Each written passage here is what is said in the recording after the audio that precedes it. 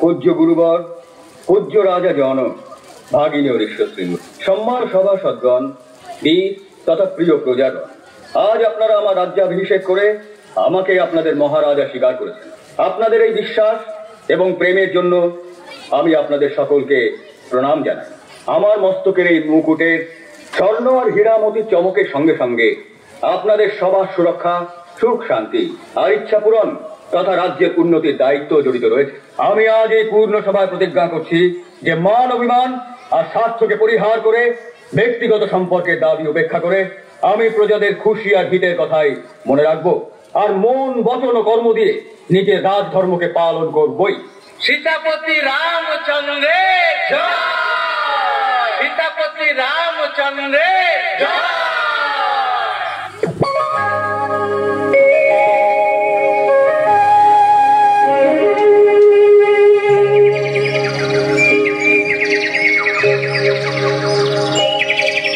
আহাকি আনন্দ আকাশে বাতাসে,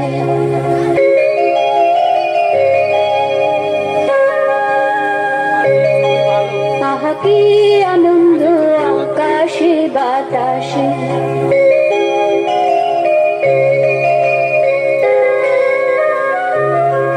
সাক্ষী সাক্ষী পাখি ডাকে কত শোভা চারিপাশে,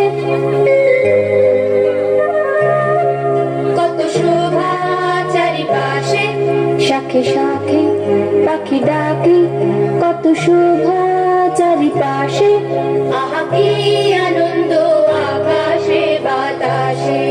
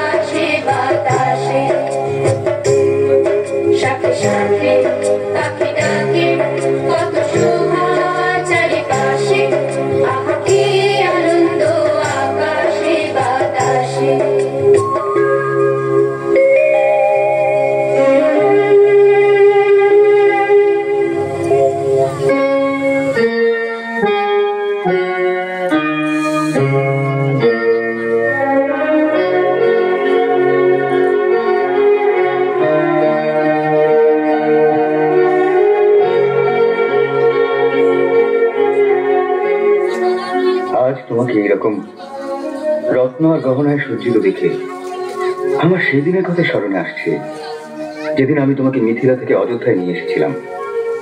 স্মরণ হয় তোমার? আমাদের জীবনের সেই প্রথম রাতে তোমার মাথার উপর চকমকে সেই কুমকুমকে সাথী করেই আমি এই চন্দ্রাকার টিকা লাগিয়েছিলাম। হ্যাঁ, আমি বলেছিলাম সূর্যবংশী রাজকুমার হয়েও চন্দ্রাকার টিকা পরে আমার কুমকুমকে সাথী করে আপনি আপনার হৃদয়ের বিশালতার পরিচয় দিয়েছেন। আরো স্মরণে আছে, তুমি এও বলেছিলে যে এই টিকাকে নিজেদের প্রেমের প্রতীক মনে করে তুমি সর্বদা এই মন্দিরে সাজিয়ে রাখবে। হ্যাঁ স্বামী, এই কথা আমি জন্ম জন্মান্তরে ভুলতে পারব না। প্রভু শ্রী রামচন্দ্রে জয়, প্রভু শ্রী রামচন্দ্রে জয়, প্রভু শ্রী রামচন্দ্রে জয়। বলো গুপ্তচর বন্ধুগণ, কি সমাচার এনেছো? মহারাজ, রাজ্যে সর্বত্রই সুখ শান্তি আর সন্তোষের বাতাবরণ ছেয়ে রয়েছে। চারিদিকে আপনার জয় জয়কারী ঘোষিত হচ্ছে। আপনারা সবাই ভালো মতোই জানেন যে আমার প্রশংসা শোনা আমি পছন্দ করি না। গুপ্তচরই রাজার চোখ এবং কান। এর জন্য আপনারা মনোযোগ দিয়ে শুনে রাখুন যে সত্যতা যত কঠিনই হোক না কেন, তা আমাকে জানাতে কখনো সংকোচ করবেন না।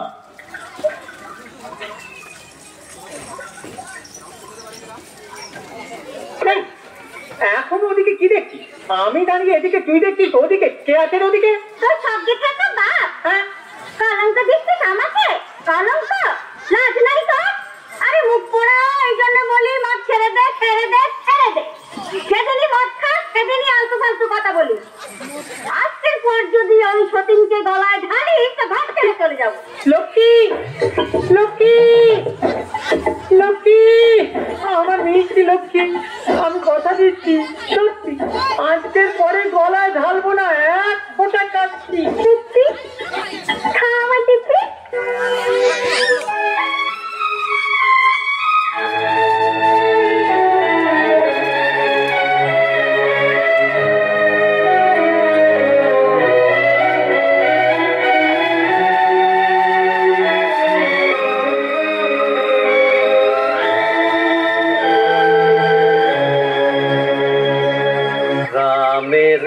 কথা সুখের প্যারি, সীতার ব্যথা অনেক ভারী।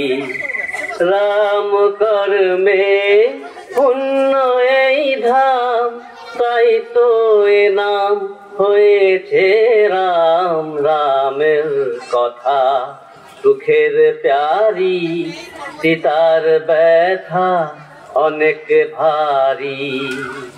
সুন্দর, অতি সুন্দর গুরুদেব, অত্যন্ত মনোহর। গুরুদেব, আপনার কাব্য এতই মধুর যে সামান্যে মন ভরে না। আমার কাব্য মধুময় নয় বৎস, শ্রী রামের কথা স্বয়ং এত মধুর যে কাব্যকে রসপূর্ণ করে। আমার মন চায় না গুরুদেব যে আপনি এত মধুর কাব্যধারাকে এখানেই রুদ্ধ করে দেন। গুরুদেব শোনান না, আমরা সবাই এর আগের কথা শোনার জন্য উৎসুক রয়েছি।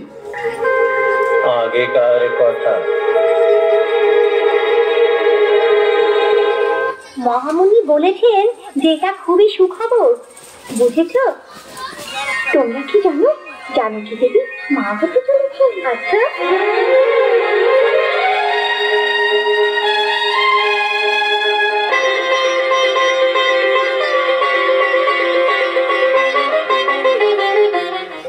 রাজমাতা, এই দেখে বড়ই আনন্দ হয়েছে যে আমার মেয়ের সাত ভক্ষণের আয়োজনে আপনি বড়ই ধুমধাম করেছেন। আমাদের পরম্পরা অনুসারে আমি আপনার কাছে একটি নিবেদন নিয়ে এসেছি। কি সে নিবেদন? আমাদের কন্যার প্রথম প্রসব, তার পিতৃগৃহে হবার পরম্পরা চলে আসছে। যদি আপনার কোনো আপত্তি না থাকে তো আমি সেই পরম্পরা নির্বাহ করার জন্য আমার কন্যাকে মিথিলা নিয়ে যেতে চাই। ভালো হয় যদি আপনি আপনার জামাতাকে এই সম্বন্ধে জানান। আর্যপুত্র, আপনি তো সবকিছু শুনেছেন। পূজ্য জনকজি, এতদিন পর আপনি আমার এখানে এসেছেন। আপনার ইচ্ছাকে শিরোধার্য করাই আমার ধর্ম। আমি প্রসন্ন হয়েছি। এবার আমি যাবার শুভ মুহূর্ত নিশ্চিত করে নিচ্ছি। ঠিক আছে, আমার কিছু প্রার্থনা আছে। বলো মা, কি প্রার্থনা?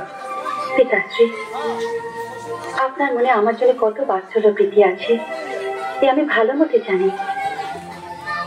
আর আপনিও জানেন আমি আপন প্রতিষ্ঠানে বনবাসীর সব অসুবিধাকে সুবিধা বিবেচনা করে স্বীকার করেছিলাম। আমি ওর চরণ কমল থেকে দূরে যেতে চাই না। আর এখন আমি ওর কুলদীপকের মা হতে চলেছি। সেই কারণে আমি আমার পতি ছাড়া এক পরও থাকতে পারবো না। এক পরও নয়। আমার এই বিবশতার জন্য আমাকে ক্ষমা করুন পিতাশ্রী। না মা, এইরকম পরম্পরা ভঙ্গ করা উচিত নয়। রাজমাতা, আমার কন্যার এই কথা আপনি অনুচিত ভাববেন না।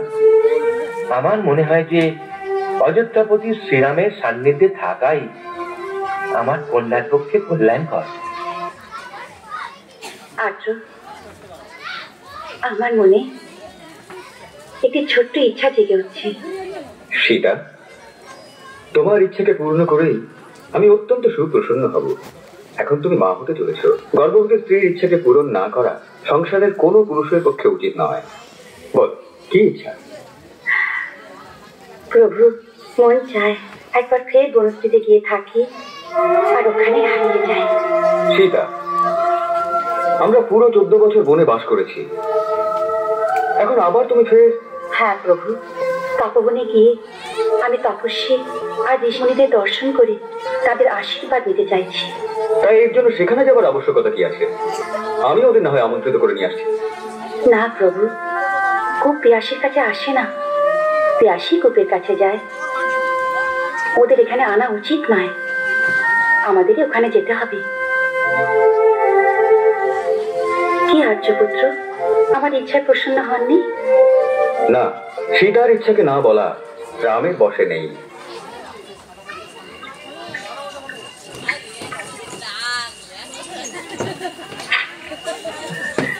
আরে এই পাঁচ করি, এই তেজ ঝাল আর লাল লাল মরিচ চিবিয়ে লাল লাল কেন হচ্ছিস? চোখে লাল রং আনার জন্যে আর মুখে গালাগালি আনার জন্যে। কিন্তু দাদা, এরকম মির্চ মশলাওয়ালা রাগ কিন্তু ঠিক নয়। যাই হোক, লোকটি হলো তোমার বউ। না, আমার বউ নয়। ও একটা পিশাচিনী, একটা ভূতনি, একটা পিশাচটা। প্রণাম প্রভু। দেখো কেমন পোষা ময়নাটির মতো না। কি রে, এত রাতে কোথা থেকে আসা হচ্ছে? মায়ের বাড়ি থেকে। মায়ের বাড়ি থেকে আসছিস তুই? বাজি নচ্চার মেয়েছে, তোর কেমন করে ফেলবো?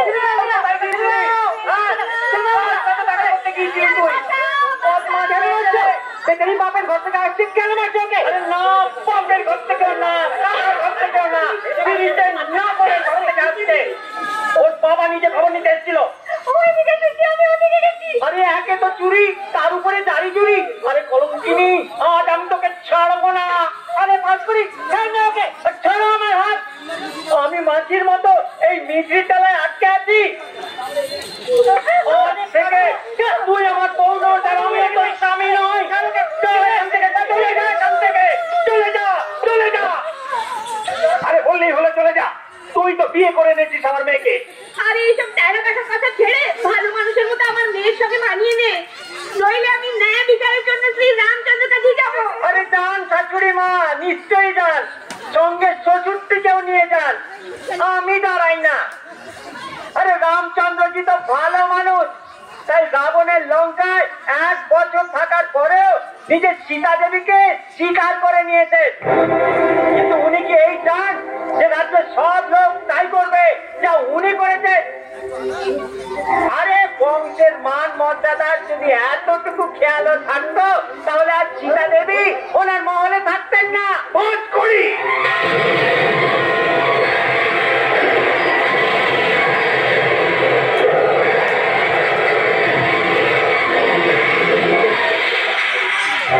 মূর্খ, মদ গিলে শ্রী রামচন্দ্রের উপর কাদা ছুটছিস। যদি ওর কানে তোর এই কথা পৌঁছে যায়, উনি তোর জিভটা কেটে নেবেন। জিভটা? আরে কার জিভ কাটবেন তিনি? আজ আমি বলছি, কাল এই সারা সংসারে কথা বলবে, সবার জিভ কেটে নেবেন উনি। আরে রাজা রামচন্দ্রজি তো বড় মানুষ, উনি যা খুশি করতে পারেন, কিন্তু আমি পারি না। এর সঙ্গে ফাঁসার চেয়ে তো মরে যাওয়াই ভালো। যাও এখান থেকে, নিয়ে যাও একে, নিয়ে যাও। এখান থেকে চলে যাও।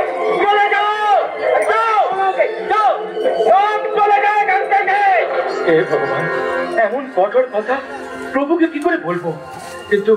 কিন্তু ওর আদেশ বলতে তো হবেই। কি? সীতার উপর কলঙ্ক? হ্যাঁ প্রভু, নিজের পত্নীর উপর সন্দেহ করে ও তাকে ঘর থেকে বের করে দেয়। সকলে ওকে বাধা দিতে ও বলে, আমি রাজা রাম নই, তিনি সাল ভোর রাবণের লঙ্কাতে থাকার পরও সীতাকে অঙ্গীকার করে নিয়েছেন।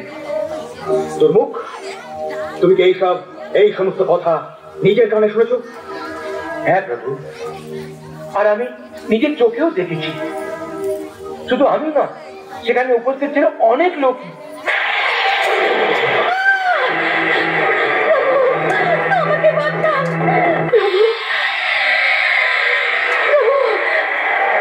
না সেটা না, এই রাজমুকুট আমাদের দুজনের মধ্যে প্রাচীর করে তুলেছে। আমি এই প্রাচীরকে ভেঙে ফেলবো। থামো রাম, এইভাবে মাথা থেকে মুকুট নামিয়ে রেখে আপন কর্তব্য মুক্ত হতে পারো না। রঘুকুলের আদি দেবতা ভগবান সূর্যদেব সমকক্ষ কুলগুরু বশিষ্ঠ দেব এই মুকুট তোমার মস্তকে রেখে তোমাকে এই সাম্রাজ্যের মহারাজা করেন। ব্যক্তিগত সম্পর্কের ঊর্ধ্বে থেকে তুমি প্রজাদের ইচ্ছা পূর্ণ করবে, তাদের সুখ দুঃখের ভাগিদার হওয়ার অভিপ্রায়ে এই শপথই তুমি পূর্ণ দরবারে নিয়েছে। তুমি এর থেকে বিমুক্ত হতে পারো না রাম। না না না, আমি এই রাজ্য, এই প্রজা, এই শাসন, এই মহল কিছুই চাই না। আমি শুধু সীতাকে চাই। বিচলিত হও না রাম, ভবিষ্যৎ প্রজন্মকে ধর্মের পথ প্রদর্শনের জন্যই তোমাকে নিজের কাছ থেকে সীতাকে দূরে রাখতেই হবে। আমার সীতা অগ্নি পরীক্ষা দিয়েছে, নিষ্কলঙ্ক, নির্দোষ। ওকে পরিত্যাগ করে আমি ওর কোমল অন্তরে কোনো আঘাত দিতে পারবো না। রঘুবংশের পরম্পরাকে স্বর্ণ অক্ষরে লিখনের জন্যই তোমার আপন স্নেহকে বলিদান দিতেই হবে। সূর্য বংশের দীপ শিখা আপনাদের শৌর্য আর কর্মের তেজেই প্রজ্বলিত রয়েছে। আপনাদের বংশের এক অকিঞ্চন বংশধর হয়েই আমি আপনাদের প্রশ্ন করছি যে আমি কি কেবল এক মহারাজা মাত্র, নিজের উপর আমার কোনো অধিকার নেই? কিন্তু কেন? কারণ অভিমান আর স্বার্থের প্রাচীর ভেঙে তুমি নিঃস্বার্থভাবে রাজধর্ম পালন করার শপথ নিয়েছ। আর তোমার নিজের দেওয়া প্রতিশ্রুতি, তোমার কথা, তোমার নেওয়া শপথ সবকিছুকে অস্বীকার করে তোমার মস্তক থেকে রাজমুকুট নামিয়ে দিতে চাও? না, তুমি এ করতে পারো না। রাজ্য এক বৃক্ষেরই সমান, রাজা সেই বৃক্ষের মূল, প্রজারাই সেই বৃক্ষের পুষ্প। প্রজা পালন করাই রাজার প্রধান ধর্ম। रघुकुल रीति सदा चली आई, प्राण जाए पर वचन न जाए। प्राण जाए पर वचन न जाए, प्राण जाए पर वचन न जाए। আমি সীতাকে চাই। সীতা। কি হয়েছে দাদা? কোনো খারাপ স্বপ্ন দেখেছো? না লক্ষণ, স্বপ্ন নয়। আমার এই জাগ্রত চোখে সীতার জীবনের আগত ভবিষ্যৎ সত্যকে দেখলাম। এই মুকুট, এই সিংহাসন আমার কাছ থেকে সীতাকে ছিনিয়ে নিতে চায়। আমার সীতাকে আমার কাছ থেকে ছিনিয়ে নিচ্ছে। দাদা, এই সিংহাসন আপনারই। মা জানকী এখানে রাজরানী, আপনি এই সাম্রাজ্যের মহারাজা হওয়ার কারণেই আমি আমার সীতাকে এখান থেকে দূর করতে বাধ্য হচ্ছি। মা সীতাকে আপনার কাছ থেকে দূর করতে বাধ্য হচ্ছেন? কিন্তু কেন দাদা? কারণ আমার রাজ্যের এক নাগরিক নিজের পত্নীকে সন্দেহ করে তাকে ঘর থেকে তাড়াবার সময় বলেছিল যে সে রাজা রাম নয়, যিনি সারা বছর রাবণের লঙ্কায় থাকার পরও আপন পত্নী সীতাকে অঙ্গীকার করে দিয়েছে। কে সে অধর্মী যে সীতা মাতার উপর কলঙ্ক লাগাতে চেষ্টা করছে? বলো দাদা, কে সেই পাপী? কে সে যে রঘুবংশের প্রতিষ্ঠাকে কলঙ্কিত করার দুঃসাহস করে? আমি ওকে জীবন্ত কেটে ফেলে দেব। না লক্ষণ, প্রজাদের বাণীকে ক্রোধের তরবারে দিয়ে দাবানোর আজ্ঞা সূর্য বংশের পরম্পরা দেয় না। আর সীতা মায়ের মতো পূত পবিত্র নারী শিরোমণি, যাকে স্বয়ং সৃষ্টির রচয়িতা ব্রহ্মদেব এবং সমস্ত দেবগণ সতী সাধ্বী আর পতিব্রতা বলেছেন, তাকে আপনার নিজের কাছ থেকে আলাদা করার আজ্ঞা দেয়? কেমন বংশ পরম্পরা? দাদা, আপনি এটা কি করে ভুললেন যে স্বয়ং আপনি তার অগ্নি পরীক্ষা নিয়েছেন? কিন্তু সীতার অগ্নি পরীক্ষা তুমি দেখেছো, আমি দেখেছি। ওখানে উপস্থিত বানর সেনারা দেখেছে, অযোধ্যার প্রজারা তো দেখেনি। দাদা, সীতা মাকে নিজের কাছ থেকে দূরে সরিয়ে আপনি সুখে থাকতে পারবেন?